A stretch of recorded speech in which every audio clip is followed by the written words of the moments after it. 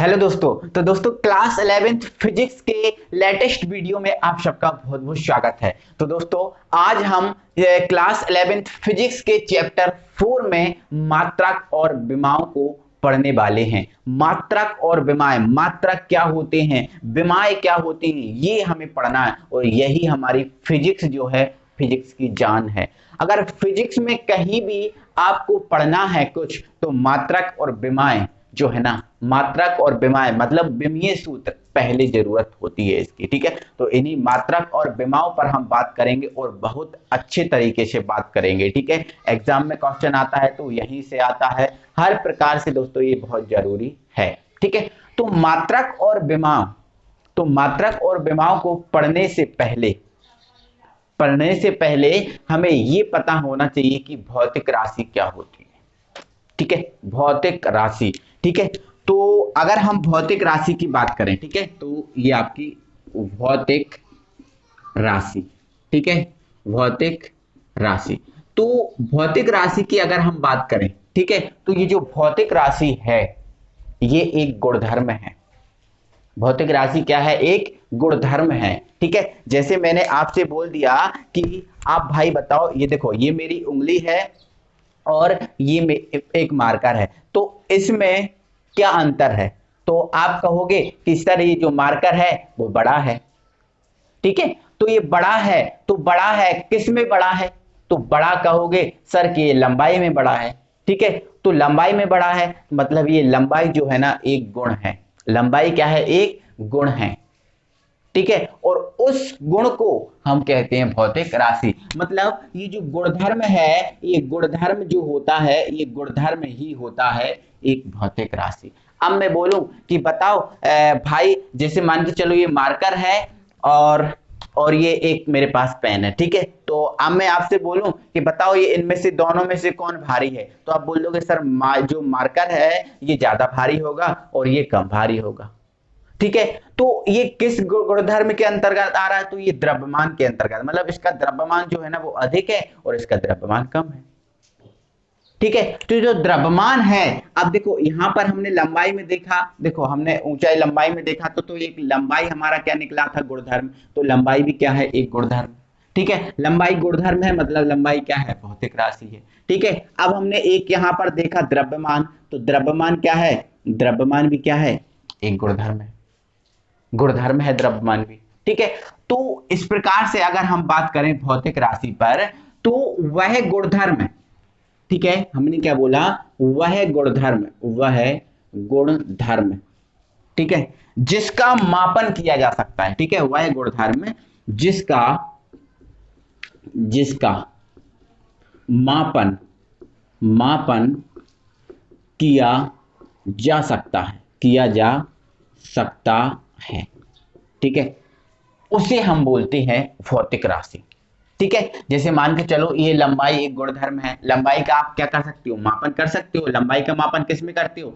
Metre में करते हो। ठीक है, किलोमीटर में करते हो, ये आप मापन करते हो। तो मतलब लंबाई का मापन का, लंबाई क्या है? गुण, और इसका हम मापन कर सकते हैं, मतलब ये लंबाई क्या है? भौतिक राशि।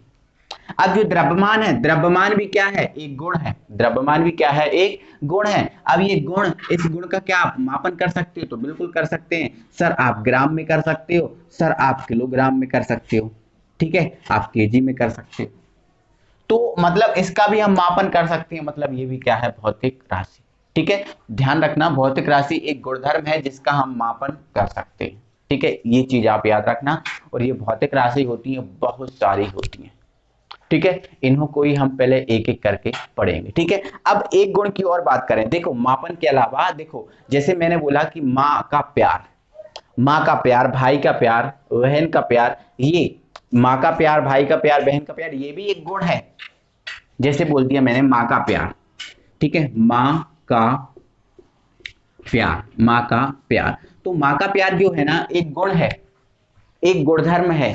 ठीक है, अब ये गुणधर्म है, ठीक है, गुण है, मान लिया गुणधर्म है। क्या इस माँ के प्यार का आप मापन कर सकते हो? आप कह सकते हो कि माँ से हम 1 किलो प्यार करते हैं, माँ से हम 2 किलो प्यार कर सकते हैं, माँ से हम 1 मीटर 2 मीटर प्यार करते हैं, ये आप कह सकते हो? नहीं ना। तो माँ का जो प्यार है वो गुण तो है, लेकिन उसका हम मापन नहीं कर सकते। अब मापन नहीं कर सकते, इसलिए जो माँ का प्यार, भाई का प्यार, बहन का प्यार है, ये आपका भौतिक राशि नहीं है, क्योंकि इसका हम मापन नहीं कर सकते। ठीक है, तो जिसका मापन कर सकते हैं और वो गुण है, तो वही क्या होगा, आपका भौतिक राशि। आई होप कि आपको बहुत अच्छे से चीजें क्लियर हो गई होंगी, कोई प्रॉब्लम नहीं रही होगी। ठीक है, तो भौतिक राशि कई हैं, तो अब भौतिक राशियों का हम क्या करेंगे, वर्गीकरण करेंगे। ठीक है, तो अगर भौतिक राशि की बात करें, तो ये जो भौतिक राशि होती है वो 3 प्रकार की होती है। ठीक है, जो आपकी भौतिक राशि है ये कितने प्रकार की होती है, 3 प्रकार की होती है, 3 प्रकार की। ठीक है, जिसमें से हमारी पहली होगी मूल राशि। कौन सी राशि, मूल राशि। ठीक है, थोड़ी राशि की स्पेलिंग जो है ना वो मिस्टेक हो गई है यहाँ पर, इसको सही कर लो आप, राशि। ठीक है, चलो हमारी मूल राशि हो गई। अब इसके बाद हमारी जो दूसरी राशि है वो है इसकी व्युत्पन्न राशि। व्युत्पन्न राशि, व्युत्पन्न राशि। ठीक है, और जो हमारी तीसरी राशि है वो हमारी है पूरक राशि। पूरक राशि। ठीक है, इसको हम इंग्लिश में बोलते हैं फिजिकल क्वांटिटीज। Physical quantities. ठीक है, तो जो हमारी जो मूल राशि है इसका जो इंग्लिश नाम है फंडामेंटल, फंडामेंटल क्वांटिटीज। क्वांटिटीज। ठीक है, फंडामेंटल क्वांटिटीज, और ये आपका है डेरिवेटिव या फिर derived, derived quantities, derived quantities. ठीक है, और इसको हम देखो, पूरक मतलब होता है सप्लीमेंट्री। ठीक है, तो सप्लीमेंट्री, सप्लीमेंट्री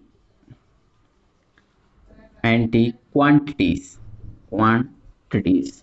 ठीक है, इसको इंग्लिश में बोलते हैं। तो ये जो भौतिक राशि है 3 प्रकार की है, और 3 प्रकार की जो भौतिक राशियां हैं इनमें संपूर्ण भौतिक राशियों को समाहित किया गया है। जितनी भी सारी जो भौतिक राशि होती है उनको संपूर्ण रूप से समाहित किया गया है। ठीक है, चलो अब हम बात करेंगे सबसे पहले मूल राशि पे। ये मूल राशि क्या होती है। ठीक है, तो आप हमें पहले ये बताओ, जो आपका मकान होता है, बिल्डिंग होती है, इमारत होती है, ताजमहल होते हैं, महल जो भी है, इनकी जो मूल जड़ है वो क्या है।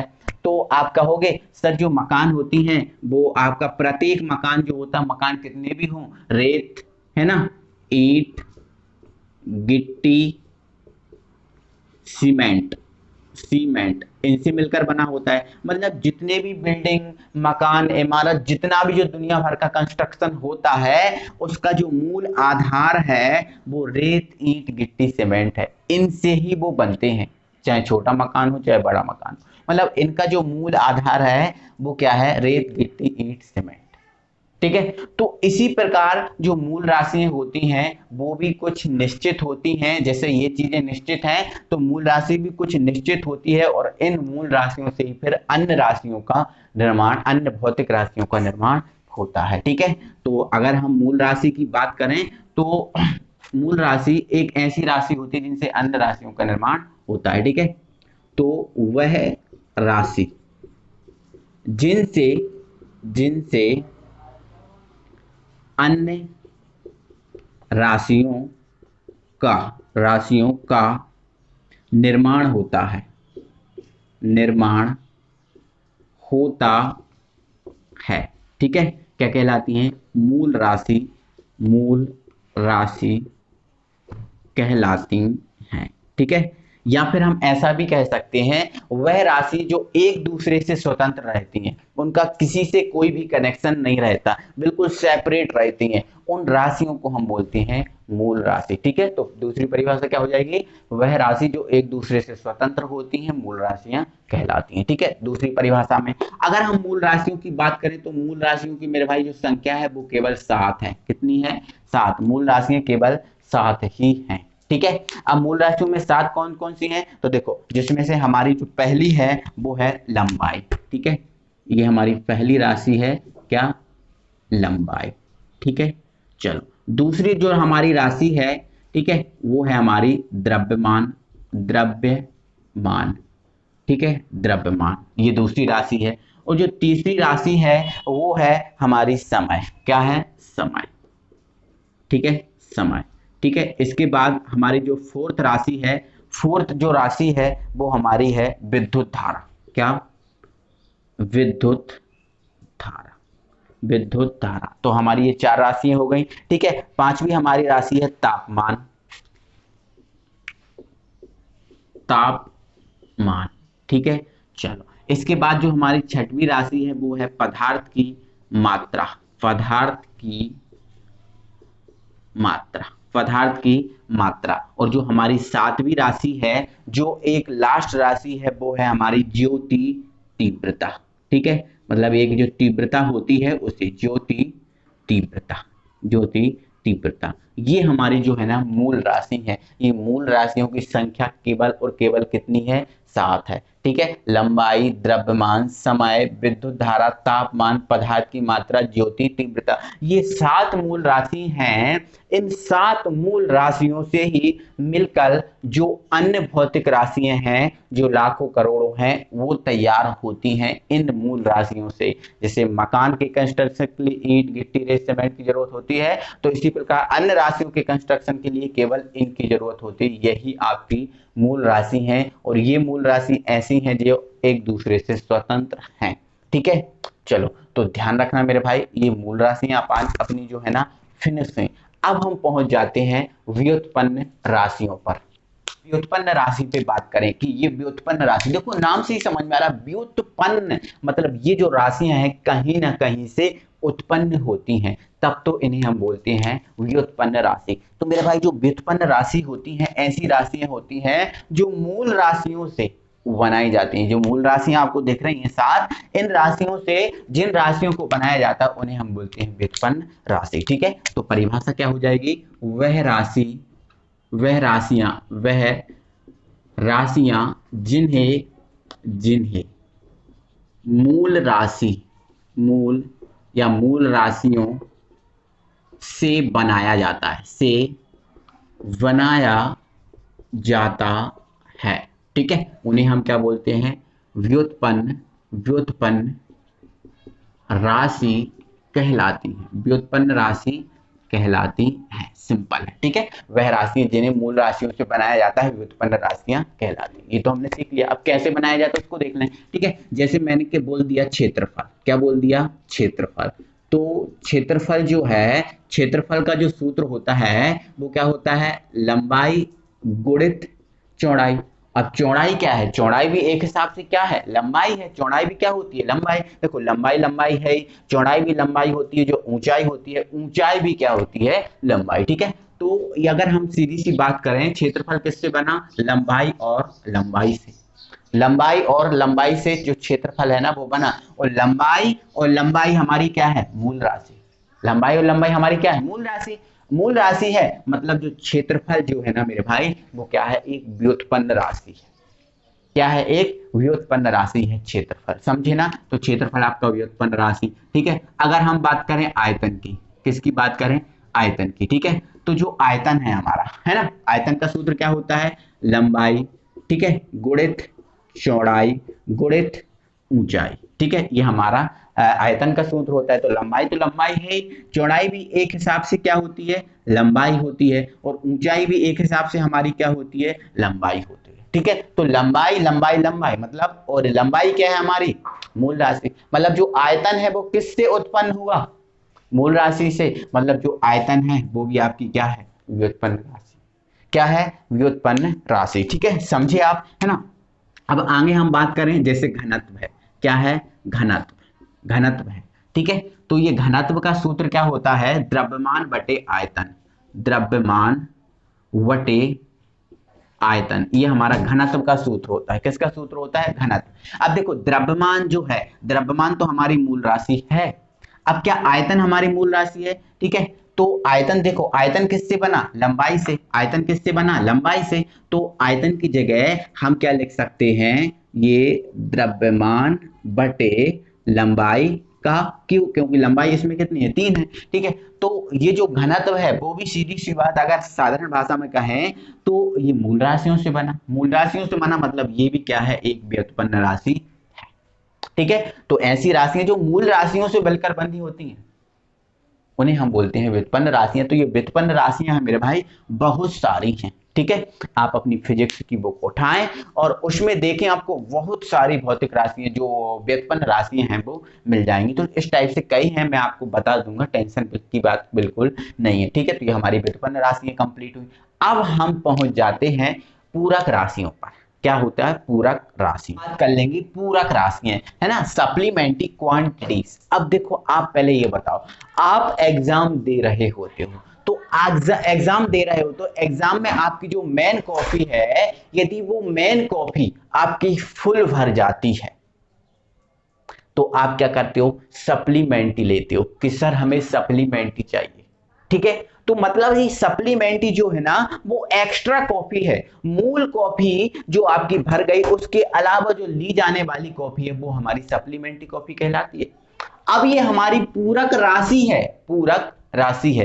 तो एक्चुअल में क्या हुआ दोस्तों, जब भौतिक राशियों की खोज हो रही थी, तो भौतिक राशियों की खोज हो रही थी तो तब केवल 7 राशियां आपको मिली थी। कितनी राशियां, 7 राशियां मिली थी। तो उन 7 राशियों को नाम दे दिया गया मूल राशि। और ये जो 7 राशियां हैं फिजिक्स की बुकों में हर जगह ये छप गई, 7 राशियां। अब 7 राशियों के अलावा अन्य बाद में जब खोज हुई तो 2 राशियां और मिल गई, 2 राशियां और मिल गई, ठीक है। अब ये जो 2 राशियां मिली हैं, उन्होंने इन राशियों को उन राशियों में ऐड नहीं किया। क्यों नहीं किया, क्योंकि वो 7 राशियां मूल राशियों के नाम से निकल चुकी थी।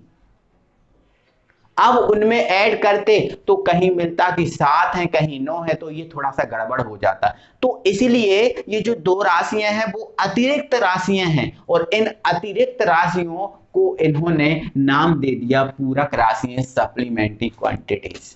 और सप्लीमेंट्री जो क्वांटिटीज हैं, ठीक है, तो यहां पर आप इसकी परिभाषा लिख सकते हो, मूल राशियों के अलावा अतिरिक्त राशियों को पूरक राशियां कहते हैं, ठीक है। और पूरक राशियों की जो संख्या है वो आपकी 2 ही है, और वो केवल कोण है। क्या है, कोण है, ठीक है। जिसमें हमारा पहला रहेगा समतल,